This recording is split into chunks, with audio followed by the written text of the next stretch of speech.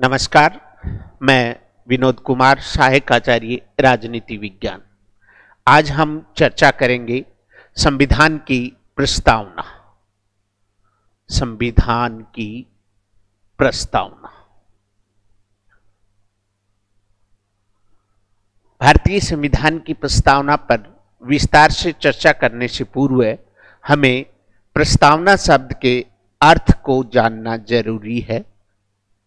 प्रस्तावना शब्द का शाब्दिक अर्थ है पूर्व में किया गया कथन। आपने देखा होगा कई बार प्रस्तावना के लिए प्राकथन शब्द भी इस्तेमाल किया जाता है। प्राकथन शब्द इस्तेमाल करने का कारण है कि प्रस्तावना का अर्थ है पूर्व में किया गया कथन। कई बार देखा है हमने प्रस्तावना को उद्देशिका शब्द के नाम से भी संबोधित किया जाता है। संविधान की प्रस्तावना को उद्देशिका क्यों कहा जाता है? संविधान की प्रस्तावना को उद्देशिका कहने के पीछे दो कारण हैं। प्रथम, यह संविधान के उद्देश्यों पर प्रकाश डालती है। संविधान के उद्देश्यों को बतलाती है या प्रकाश डालती है, इसलिए इसे क्या कहा जाता है? उद्देशिका। दूसरा कारण, इसका आधार है उद्देश्य प्रस्ताव। उद्देश्य प्रस्ताव पर आधारित होने के कारण इसे उद्देशिका भी कहा जाता है।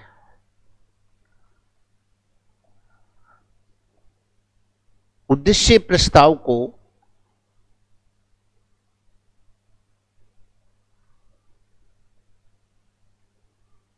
प्रस्तावना का दार्शनिक आधार माना जाता है। दार्शनिक आधार माना जाता है।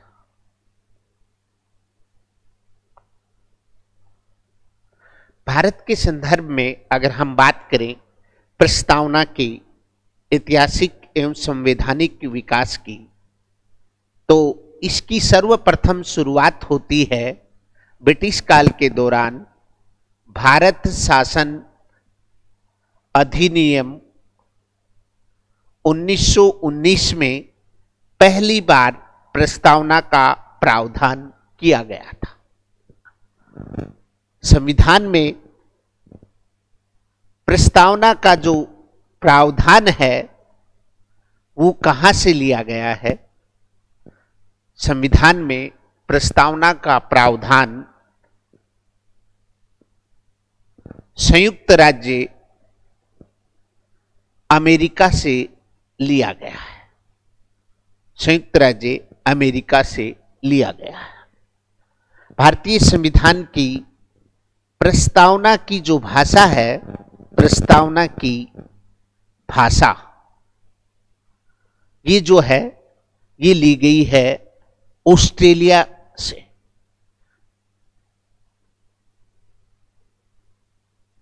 ये जो बेसिक फैक्ट्स हैं जो कॉम्पिटिटिव एग्जाम में अक्सर पूछे जाते हैं, वो चीजें हैं कि प्रस्तावना का अर्थ क्या है।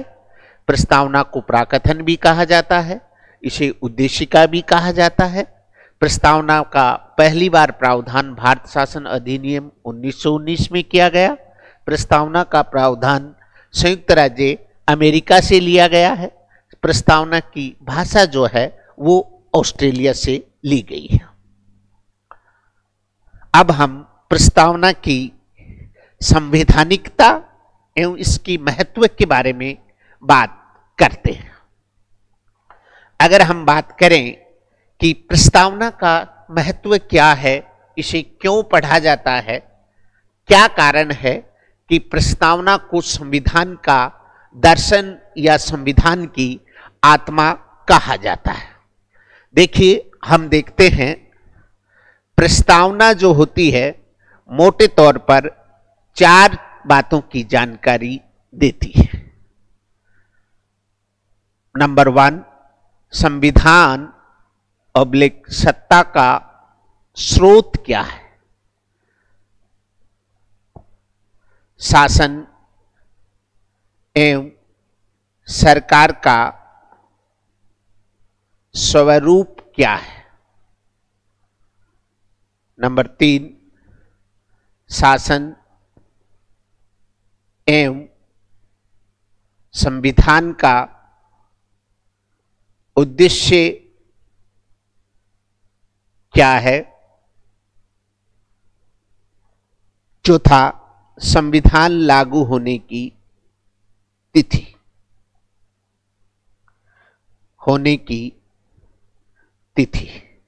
किसी भी देश का संविधान हो, उसकी प्रस्तावना मोटे तौर पर हमें 4 बातों की जानकारी देती है। भारतीय संविधान की प्रस्तावना के संदर्भ में अगर हम बात करें तो भारतीय संविधान का स्रोत क्या है, इस आशय की जानकारी प्रस्तावना की प्रथम पंक्ति से मिलती है।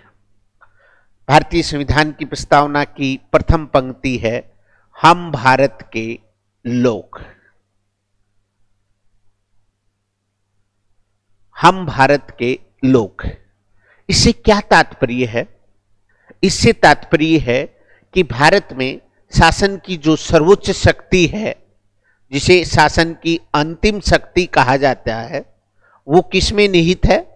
भारत के लोगों में। तो प्रथम बात की जानकारी कि संविधान का स्रोत क्या है, तो भारतीय संविधान की स्रोत की शक्ति किसमें निहित है?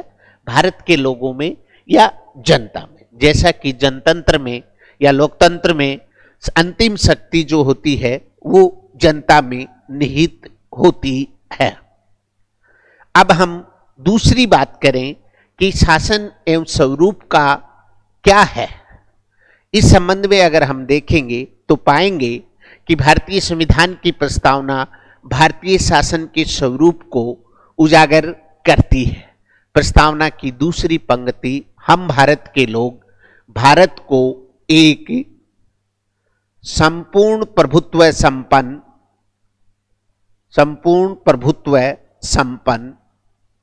समाजवादी पंथ निरपेक्ष लोकतांत्रिक गणराज्य बनाने के लिए, यानी भारतीय संविधान की प्रस्तावना की दूसरी पंक्ति, हम भारत को एक संपूर्ण प्रभुत्व संपन्न समाजवादी पंथ निरपेक्ष लोकतांत्रिक गणराज्य बनाने के लिए जो पंक्ति है, ये भारतीय शासन के स्वरूप पर प्रकाश डालती है। संपूर्ण प्रभुत्व संपन्न से क्या आशय है? जैसा हम सबको विदित है कि भारत 15 अगस्त 1947 से पहले अंग्रेजों के अधीन था। तो जो राष्ट्र दूसरे देश के अधीन हो उसे पराधीन राष्ट्र कहा जाता है, और जो राष्ट्र अपने आंतरिक और बाह्य मामलों में निर्णय लेने में स्वतंत्र हो उसे क्या कहा जाता है? संप्रभु कहा जाता है। यहां से जो प्रश्न पूछा जाता है वह प्रश्न पूछा जाता है कि भारत संप्रभु राष्ट्र कब बना? तो भारत संप्रभु राष्ट्र बना 15 अगस्त 1947 को। 15 अगस्त 1947 को भारत पूर्ण रूप से संप्रभु राष्ट्र की श्रेणियों में आ गया। दूसरा जो स्वरूप है शासन का, समाजवाद। समाजवाद एक विचारधारा है।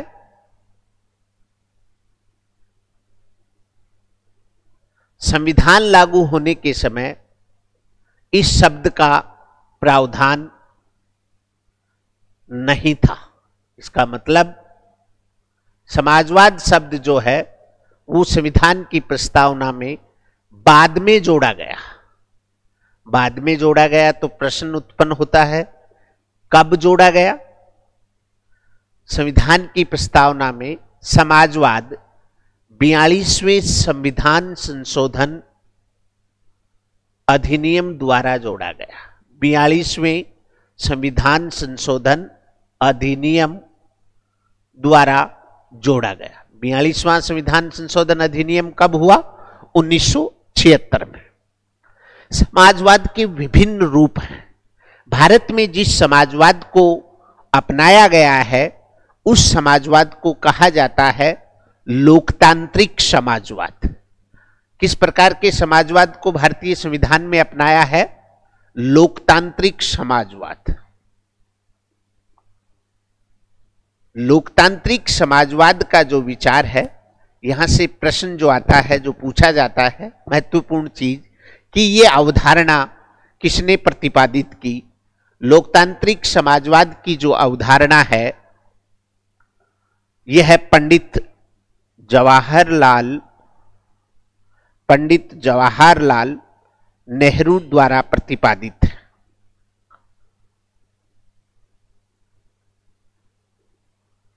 यह विचारधारा जो है संसदीय लोकतंत्र के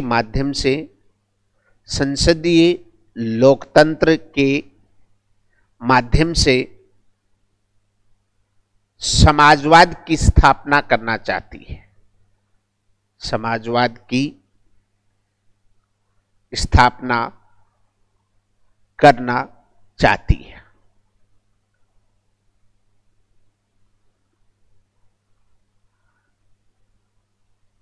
इस संदर्भ में एक महत्वपूर्ण बात है, वो ये कि 1955 में कांग्रेस का अधिवेशन हुआ। कहां पर? आवड़ी में। कांग्रेस के आवड़ी अधिवेशन में एक संकल्प लिया गया, क्या? कि भारत के अंदर समाजवादी ढांचे का समाज होना चाहिए, राज्य नहीं, समाजवादी ढांचे का समाज। यह विचार भी कमोबेश नेहरू के लोकतांत्रिक समाजवाद के नजदीक था। नेहरू का जो लोकतांत्रिक समाजवाद है वो मिश्रित अर्थव्यवस्था पर आधारित है। किस पर आधारित है? मिश्रित अर्थव्यवस्था पर आधारित है। मिश्रित अर्थव्यवस्था से तात्पर्य है ऐसी अर्थव्यवस्था जिसमें सार्वजनिक एवं निजी दोनों क्षेत्रों की भागीदारी हो। सार्वजनिक एवं निजी क्षेत्रों की भागीदारी हो, ऐसी अर्थव्यवस्था को मिश्रित अर्थव्यवस्था कहा जाता है। तो भारत में लोकतांत्रिक समाजवाद का विचार जो है उसको अपनाया गया है। अब हम लोकतांत्रिक समाजवाद के बाद तीसरे बिंदु पंथ निरपेक्षता के बारे में समझते हैं, चर्चा करते हैं। पंथ निरपेक्षता। पंथ निरपेक्षता के लिए एक समकक्ष शब्द है धर्म निरपेक्षता, जो धर्म निरपेक्षता की पाश्चात्य अवधारणा का प्रतिनिधित्व करता है और पंथ निरपेक्षता भारतीय अवधारणा का प्रतिनिधित्व करती है। पंथ निरपेक्षता शब्द भी मूल संविधान में नहीं था। मूल संविधान में प्रावधान नहीं था। तो इसका प्रावधान कब किया गया? प्रस्तावना में पंथ निरपेक्षता शब्द 42वें संविधान संशोधन अधिनियम 42वें संविधान संशोधन अधिनियम 1976 के द्वारा जोड़ा गया। पंथ निरपेक्षता से आशय क्या है? पंथ निरपेक्षता का आशय है राज्य का अपना कोई धर्म नहीं होगा, किंतु वह सभी धर्मों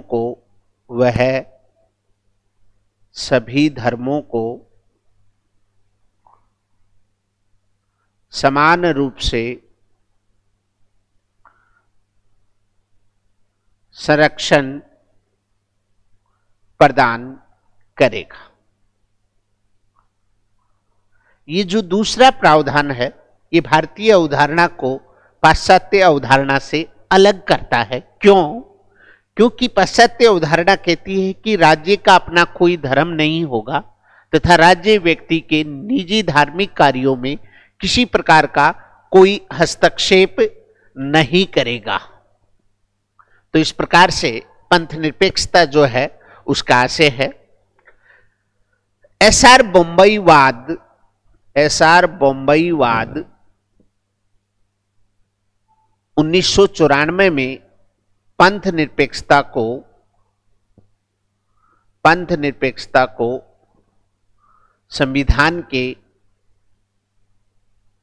मूल ढांचे का हिस्सा माना गया। संविधान के मूल ढांचे का हिस्सा माना गया।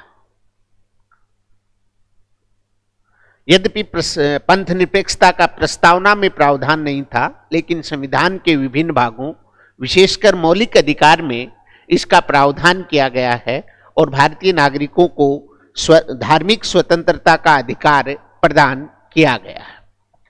तो इस प्रकार से संपूर्ण प्रभुत्व संपन्न समाजवादी पंथ निरपेक्ष लोकतांत्रिक गणराज्य शासन का चौथा स्वरूप है लोकतंत्र। लोकतंत्र एक शासन प्रणाली है। लोकतंत्र एक शासन प्रणाली है जिस देश में जनता द्वारा निर्वाचित सरकार हो, जनता द्वारा चुनी हुई सरकार हो, उसे लोकतंत्र कहते हैं। और भारत में जनता द्वारा निर्वाचित सरकार है और भारत में प्रतिनिधि लोकतंत्र को अपनाया गया है।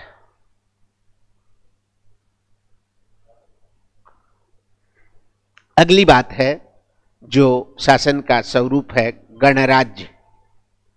गणराज्य से क्या तात्पर्य है? गणराज्य से तात्पर्य है ऐसा देश जिसका राज्याध्यक्ष जनता द्वारा निर्वाचित हो, उसे गणराज्य कहते हैं। कहने का तात्पर्य है कि जिस देश का राष्ट्राध्यक्ष या राज्याध्यक्ष आनुवांशिक न होकर के जनता द्वारा प्रत्यक्ष या अप्रत्यक्ष रूप से निर्वाचित होता है, उसे गणराज्य कहते हैं। अब यहां प्रश्न उठता है कि भारत गणराज्य कब बना? भारत 26 जनवरी 1950 को गणराज्य बना। कैसे? इस दिन भारत के प्रथम राष्ट्रपति डॉक्टर राजेंद्र प्रसाद ने राष्ट्रपति का पद ग्रहण किया था। जनता द्वारा निर्वाचित प्रथम राष्ट्रपति। इससे पूर्व ब्रिटिश सम्राट का राज्य था भारत में, इसलिए भारत जो गणराज्य बना वो 26 जनवरी 1950 को बना। इस प्रकार हमने प्रस्तावना की दूसरी जानकारी शासन के स्वरूप के संबंध में जाना। तो भारतीय शासन का स्वरूप उभर कर आता है कि भारत एक संपूर्ण प्रभुत्व संपन्न समाजवादी पंथ निरपेक्ष लोकतांत्रिक गणराज्य है। अब तीसरी बात जिसकी जानकारी हमें संविधान की प्रस्तावना से मिलती है वो है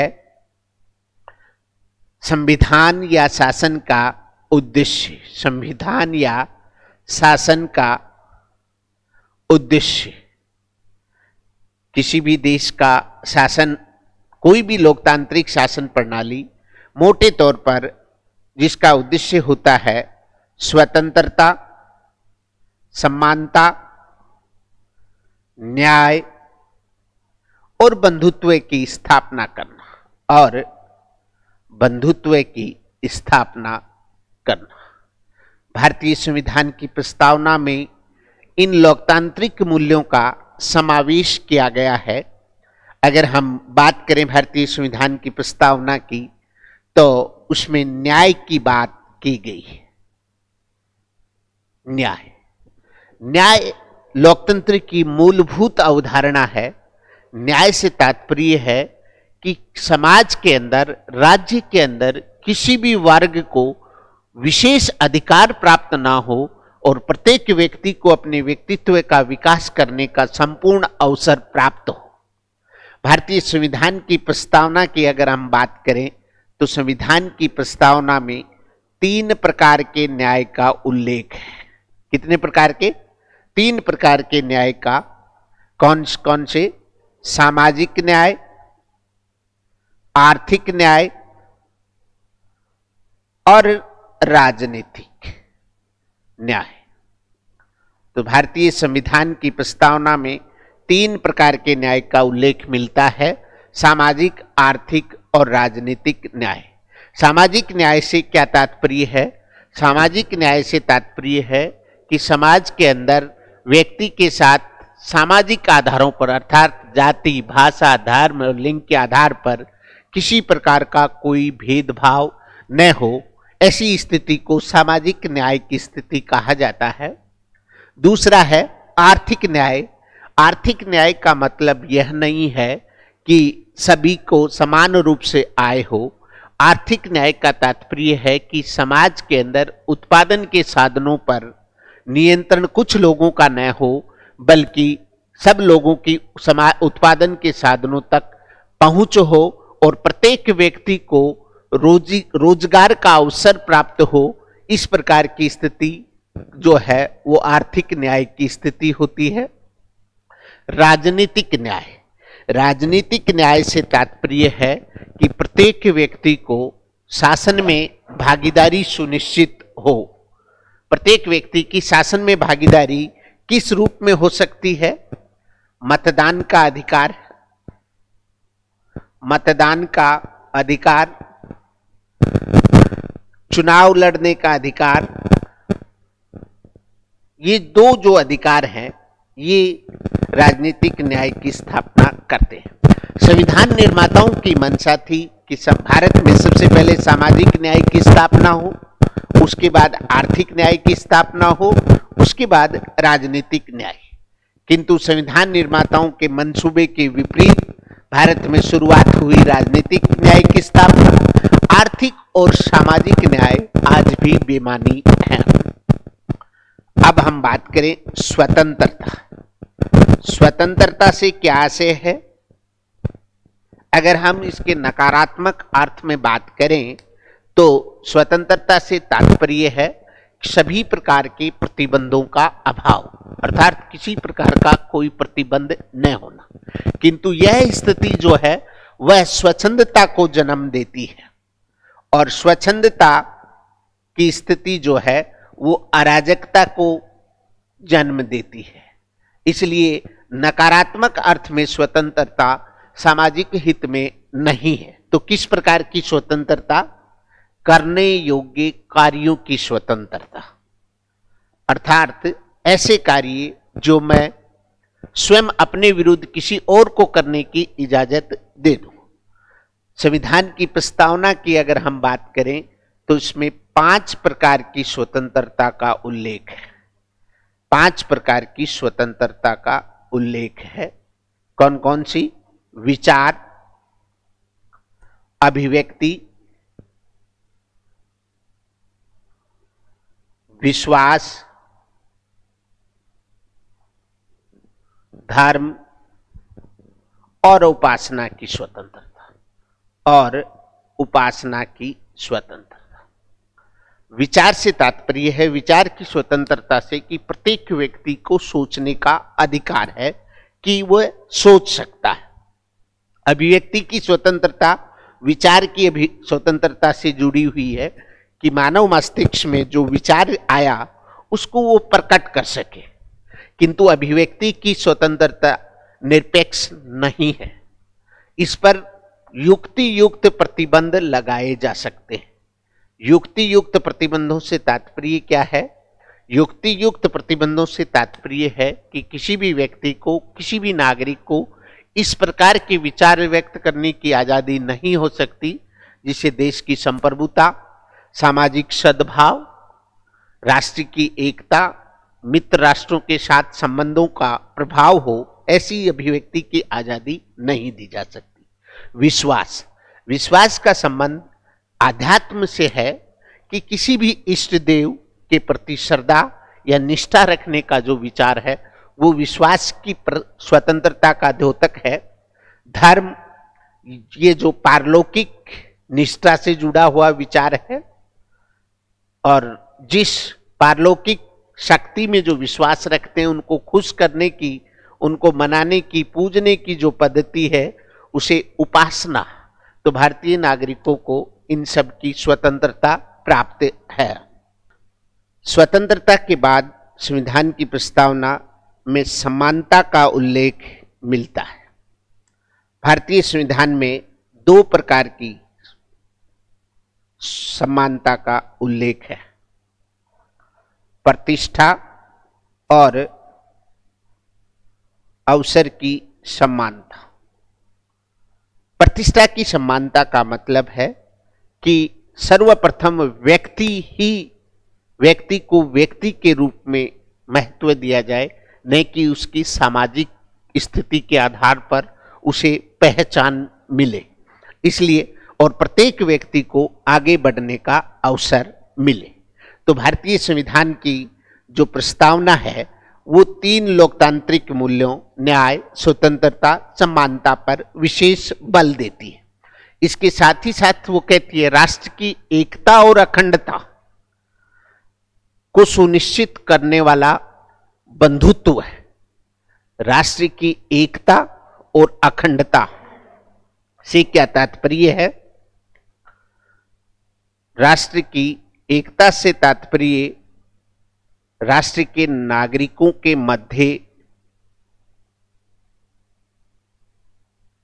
निष्ठा का एक केंद्र विकसित हो, जिसका तात्पर्य है कि हम सब जाति, धर्म, क्षेत्र के आधार पर विभाजित न होकर के सबसे पहले भारतीय। अखंडता का विचार, अखंडता शब्द प्रस्तावना में बाद में जोड़ा गया। कब? 42वें संविधान संशोधन द्वारा। संविधान संशोधन द्वारा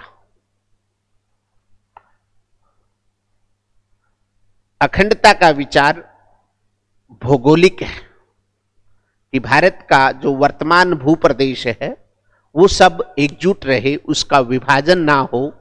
ये जो विचार है यह अखंडता से संबंधित है और इन सब के लिए राष्ट्र की एकता और अखंडता के लिए जो जरूरी है वो है बंधुत्व का भाव, और बंधुत्व का भाव विकसित करना भारतीय संविधान का उद्देश्य है। अगर इसी प्रस्तावना के शब्दों में हम समझें तो पहली बात, हम भारत के लोग जो कि संविधान का स्रोत है। दूसरी बात, भारत को एक संपूर्ण प्रभुत्व संपन्न समाजवादी पंथ निरपेक्ष लोकतांत्रिक गणराज्य बनाने के लिए। तीसरी बात, जो संविधान का उद्देश्य है क्या, उसके समस्त नागरिकों को सामाजिक, आर्थिक और राजनीतिक न्याय, विचार, अभिव्यक्ति, विश्वास, धर्म और उपासना की स्वतंत्रता तथा प्रतिष्ठा और अवसर की समानता प्रदान कराने के लिए व्यक्ति की गरिमा और राष्ट्र की एकता और अखंडता को सुनिश्चित करने के लिए बंधुता को बढ़ाने के लिए। चौथी चीज जो है वो है संविधान के लागू होने की तिथि, जिसकी जानकारी प्रस्तावना की अंतिम पंक्ति से मिलती है कि संविधान सभा इस संविधान को 26 नवंबर 1949 को मिति मार्गशीर्ष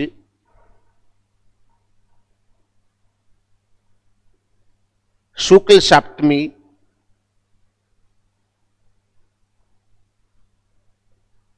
विक्रम संवत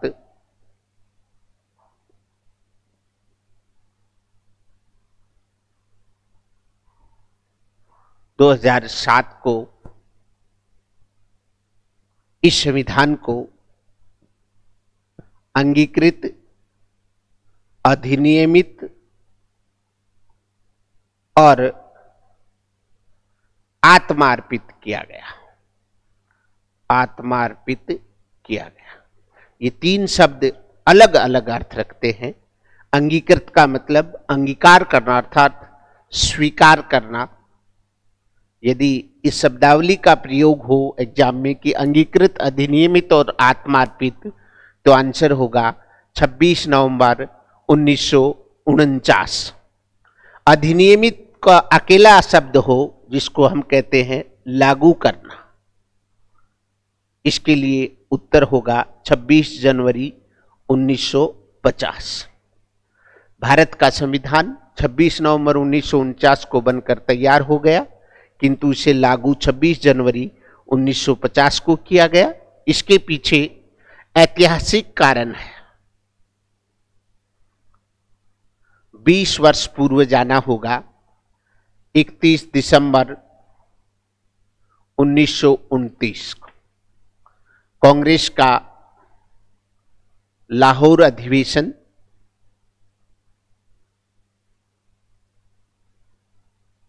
इस अधिवेशन में पंडित जवाहरलाल नेहरू ने अध्यक्षीय उद्बोधन देते हुए कहा कि 26 जनवरी 1930 को प्रथम स्वाधीनता दिवस मनाया जाएगा। प्रथम स्वाधीनता दिवस मनाया जाएगा।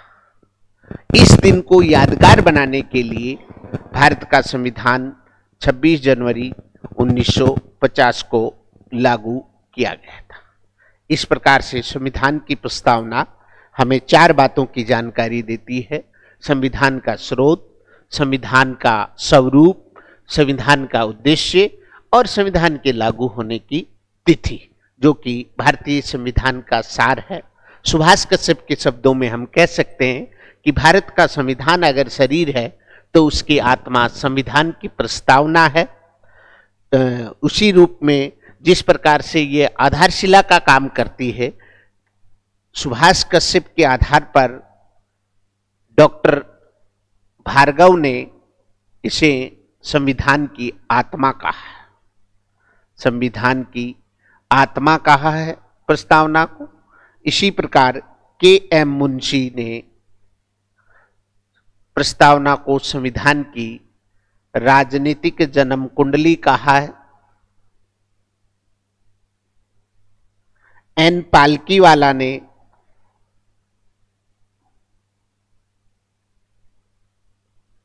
प्रस्तावना को संविधान का परिचय पत्र कहा है। प्रसिद्ध समाजशास्त्री अर्नेस्ट बार्कर ने इसे संविधान का कुंजी नोट कहा है। तो प्रस्तावना कह सकते हैं हम कि संविधान का सार है। पूरे संविधान की झलकी हमें प्रस्तावना में देखने को मिलती है।